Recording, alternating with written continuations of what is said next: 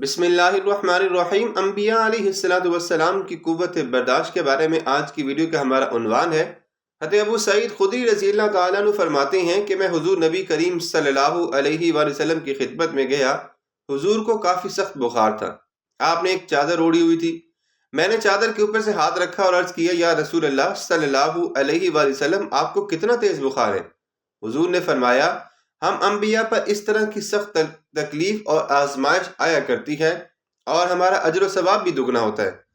मैंने कहा, अल्लाह के रसूल सल्लल्लाहु अलैहि वसल्लम, लोगों में सबसे ज्यादा आजमाइश किन पर आती है? आपने फरमाया, नबियों पर। मैंने कहा, फिर किन पर? आपने फरमाया, उलमा पर। मैंने कहा, फिर किन पर? आपने फरमाया, नेक बंदों पर। बास नेक बंदों के जिस्म में इतनी जुएं पड़ जाती थीं कि उसी में उनका इंतकाल हो जाता था, और बास पर इतनी तंगदस्ती आती थी कि वो उसी तंगदस्ती की वजह से जो है वो वफात पा जाते थे।